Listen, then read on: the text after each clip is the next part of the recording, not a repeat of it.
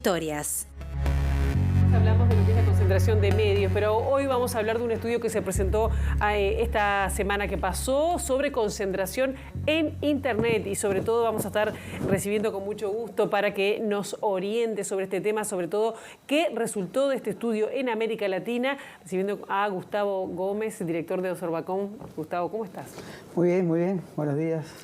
Hoy hablábamos fuera de micrófonos antes de entrar que parece una locura hablar de concentración de medios en Internet cuando parece que es una plataforma mundial, súper abierta, donde todo el mundo puede publicar y sobre todo donde uno puede encontrar cualquier tipo de cosas. ¿Se puede hablar de concentración en Internet? Sí, yo creo que sí. Lo que pasa es que Internet es un montón de cosas. Es un montón de cosas. O sea, Sí, es el Uber, es el Airbnb, es el...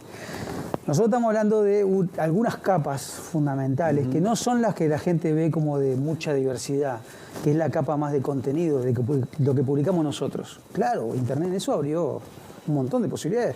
No necesitamos ni siquiera una licencia del Estado, como cuando tenés una televisora. Claro. Entonces, sin duda alguna, ha habido un cambio muy importante. Pero ¿qué pasa? Es que es tan exitoso Internet, hay tanta cosa que aparecieron unas empresas que nos vienen a ayudar para, por ejemplo, encontrar información, para comunicarnos, para que lo que yo publico sea difundido y llegue a otros. Bueno, en esa capa en particular es donde hay un nivel de concentración muy fuerte. Hay unas pocas corporaciones internacionales que son las que abren o cierran la canilla para esa diversidad enorme que tiene Internet. Grandes plataformas le llamamos, ¿no? Las conocemos. Sí, plataformas de contenido, sí, muy grandes, muy grandes. Plataformas de contenidos. Pero, ¿qué te parece, Marcelo, y Gustavo, que estás acá también? Vamos a tomar un contacto con quien hizo en el caso por Observacom, una investigación sobre el caso uruguayo, porque está desde Colombia y bueno, quiere sumarse a esta conversación. Estamos hablando de Gabriel Levy, investigador. Bienvenido, Gabriel. Hola, muy buenos días, un saludo muy especial, muchísimas gracias por esta invitación. Bien, brevemente, ¿cómo podrías decir por lo menos alguna de las primeras líneas que surgen de este estudio en el caso uruguayo? Tenemos, tú ya lo sabes, a Gustavo acá, pero tú hiciste el estudio del caso uruguayo. ¿Qué resulta como primeras impresiones de estas capas de información que vienen surgiendo? Sí, efectivamente, desde hace algunos años el grupo de investigadores que conformamos Observacom y particularmente liderados por Gustavo, venimos presentando algunas preocupaciones, como muy bien él lo decía, respecto de las capas que componen el acceso a Internet, la distribución, las búsquedas, bueno, una serie de asuntos en donde las grandes corporaciones tienen una participación muy activa, pero al mismo tiempo una posición que tiende a estar cerca de situaciones monopólicas o duopólicas, y eso en última se convierte en una amenaza significativa para la pluralidad sobre la cual se fundó Internet. Entonces lo hicimos en varios países de América Latina con múltiples investigadores, desde México hasta Argentina. Yo tuve la posibilidad de liderar el estudio Colombia, Perú y ahora Uruguay, lo cual pues además es una garantía para los uruguayos de que una persona externa que no está, digamos, metido en el día a día de lo que ocurre en el país haga este análisis, porque pues venía descargado de cualquier tipo de prejuicio o de predisposición respecto a lo que pudiera estar pasando en el país. Básicamente, ¿qué midieron ustedes, Gabriel? ¿Qué midieron? ¿Qué indicadores para ver qué es lo que surgió? Claro, entonces se miden 8 indicadores: el de acceso a Internet fija, que es el Internet del hogar; el acceso a Internet móvil, que es el que hacemos a través de celular; el uso de navegadores web; el uso de motores de búsqueda; el uso de sistemas de mensajería instantánea; y acceso a noticias en Internet, o sea, las plataformas con las que las personas acceden a buscar noticias y cuáles son las fuentes de esas noticias en Internet. Son esos 8 indicadores los que se analizaron en toda América Latina y, por supuesto, en el caso uruguayo. ¿Podemos ir a algún resultado concreto de esta investigación, de esta encuesta? Como por ejemplo, Gabriel, que dentro de los usuarios activos en redes sociales en Uruguay, un 94% declaró utilizar Facebook para consultar de forma frecuente información en la red. Después, bastante más lejos, un 41% señaló que utiliza Instagram a la hora de informarse, estamos hablando. Después viene Twitter, más lejos todavía, con 17% y un 14% de LinkedIn. Ahora, ¿puede llamarse a sorpresa de que la gente siga utilizando en forma tan masiva Facebook a la hora de informarse o está dentro de lo que se podían esperar y sobre todo por la comparación con otros países? En general, el acceso a noticias en Internet se ha reducido en un corto número de plataformas. Es una tendencia no solamente de América Latina, sino es una tendencia global y preocupa mucho la fuerte presencia que tiene el conglomerado de Meta, que es el dueño de Facebook, Instagram, WhatsApp. Se ha convertido en una plataforma que concentra muchísimo de la atención de los usuarios al momento de informarse o de leer, y eso preocupa por lo que decía Gustavo. Llegan a cerrar la llave y ¿qué pasa, no? Y al mismo tiempo tengamos en cuenta que esto es manejado por algoritmos, entonces los algoritmos privilegian una noticia antes que otra, y si el 94%, como usted muy bien lo decía, de las personas accede a través de Facebook, significa que Facebook está orientando la opinión sobre cómo las personas acceden a las noticias a través de su algoritmo, que hace que sea un medio y no otro, que hace que sea una noticia y no otra. Ahí viene un tema de cuáles son los criterios que se utilizan para ese acceso, y por supuesto puede perjudicar la manera como las personas acceden al existir una concentración tan alta.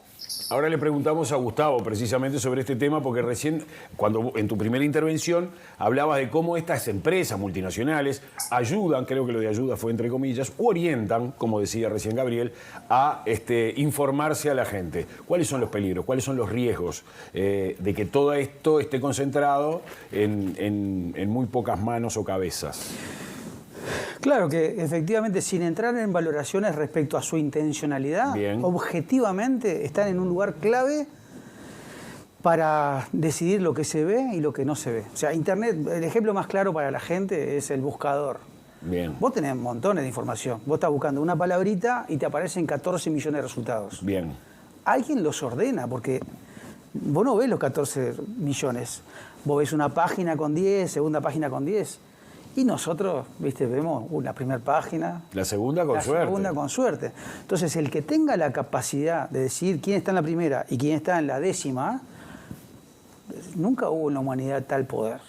Y esa es la verdad, porque no solo vos, yo o Pilar, los gurises en el liceo, cuando tienen que hacer un trabajo sobre tal cosa de historia, esa una sola empresa, porque en ese caso es el 97% de las búsquedas, es solamente a través de una empresa, habiendo muchos buscadores. Casi monopólico. ¿Cuánto porcentaje? 97%. 97% se busca a través de Google, digamos. Sí, 96,7% para ser exactos, a fecha de agosto del 2022. O sea, sacarle toda la carga de que si lo quieren hacer, pueden hacerlo. Claro. Te ponen primero a vos y a mí en el 14 millones. Que ni siquiera necesita 14 millones, con que te pongan en la cuarta página ya no llega nadie, sí, ahí, ¿no? Sí, eso es un ejemplo muy concreto, claro, del impacto que puede tener. Gustavo, yo pienso en la gente que nos está mirando y dice, bueno, ¿cuál es la importancia si a mí Google me da respuestas, ¿no? Es decir, he escuchado gente decir, por ejemplo, hasta San Google, ¿no? Es decir, como me da todas las respuestas. Ahora, ¿qué consecuencias tiene? Sobre todo pensando, no solo desde la academia, sino de las organizaciones sociales, es decir, se está pensando en lo riesgoso que puede llegar a ser hasta para la libertad de expresión. ¿Por qué? ¿De qué manera esto me puede condicionar? Porque por ahora para la gente lo usa y está todo bien. Sí, bueno, esa es la parte de ayuda, efectivamente. Nosotros, si no tuviéramos buscadores, estaba bravo para buscar. Por eso lo digo en verdad y, sí. y con ironía. Una parte es irónica y otra no. Sí, el tema es que no sabemos cómo lo ordena. Entonces, primero, para la libertad de expresión, puede poner un medio primero y otro medio en la página 3. O sea, quiere decir que vos estás haciendo un laburo, los periodistas, inversión, un medio, y si pone primero un medio oficialista y deja de hacer ver lo que escribe un medio crítico, si solo me da lo que busco, me da, porque además está esa lógica del modelo de negocio, ¿no? Como quieren que vos te quedes enganchado, te da más de lo que querés. Entonces yo soy zurdo y busco algo y me da todo zurdo. Y todas las noticias que me llegan son zurdas. Entonces vos fijate el impacto de eso para mí encantado. Todos piensan como yo. Claro, fortalece la creación de burbujas. Y el pluralismo, claro, y la diversidad y la tolerancia. Ahí te pongo un ejemplo.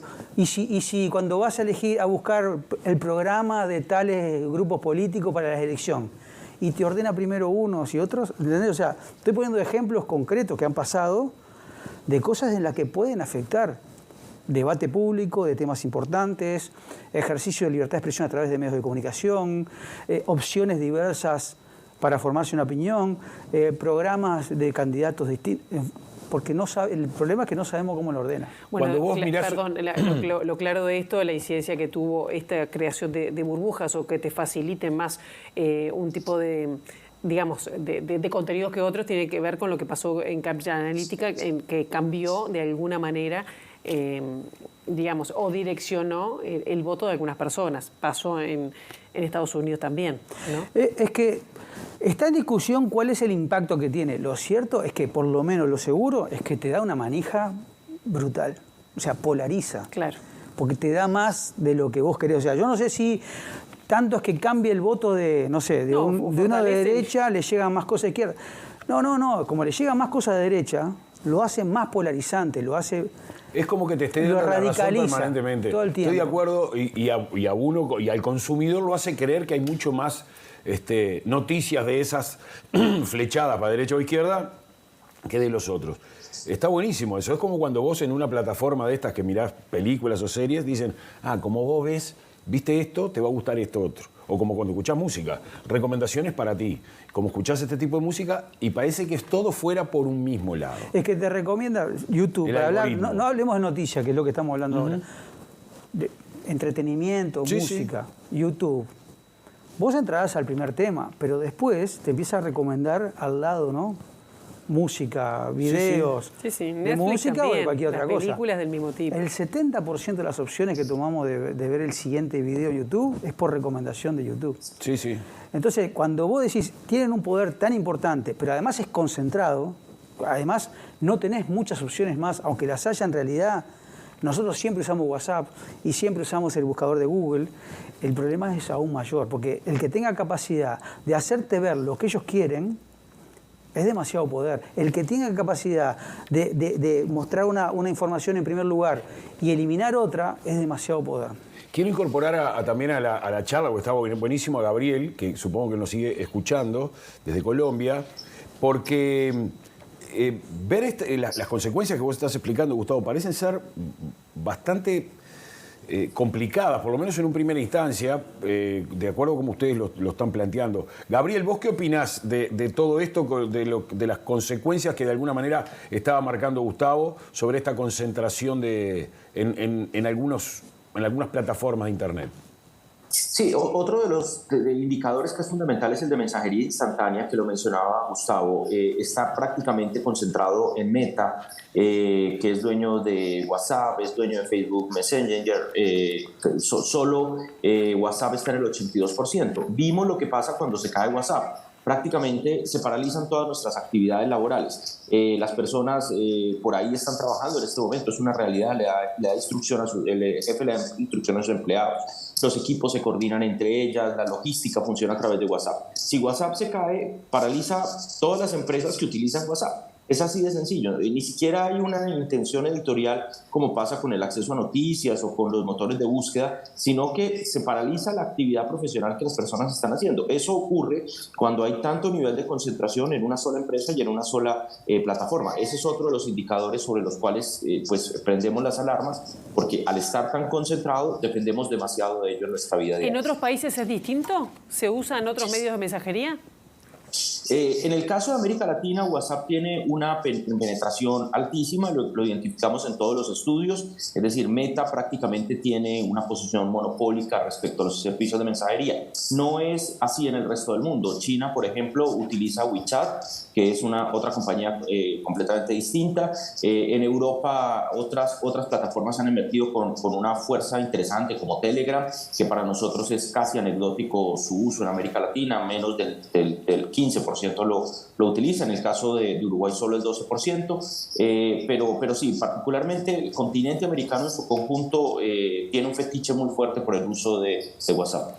Gabriel, yo te quería preguntar una cosa que me sorprendió en el estudio, en el caso de Uruguay, tiene que ver con el acceso, es decir, qué miran o qué miramos o dónde nos informamos, más allá de que sea por Facebook, donde tenemos una gran cantidad de contenido. medios específicos. ¿Cuáles son los portales de noticias más consultados? Me llamó la atención la preeminencia de medios que no son, digamos, de medios impresos también, ¿no? Que tienen el fuerte en otro lado. ¿Cómo lo ves ahí? Sí, esa es una tendencia. Estamos en una aldea global y medios externos empiezan a tener una participación importante. Sin embargo, hay que decirlo que finalmente las personas también prefieren consumir local y muchos medios que nacieron nativos digitales en el Uruguay, como los que han sido tradicionalmente muy fuertes en impreso, pues tienen una presencia importante como fuente de noticia en el consumo de Internet. Este indicador en últimas es un indicador muy importante porque es cuando la persona ya no utiliza necesariamente una plataforma para en su feed leer la información, sino que se va directamente al website o al fanpage de Facebook, etcétera, y consulta el contenido. Ahí vemos que, aunque es flotante, muy flotante, y es una tendencia también global, es decir, el primero pasa al tercero en cuestión de un año y el tercero sube al segundo, etcétera, pues los medios locales tienen una preponderancia importante combinados con los internacionales. Más allá de los vaivenes que puede haber, la encuesta esta concluye que el portal de noticias favorito de los uruguayos, con la preferencia del 53%, es Montevideo Portal.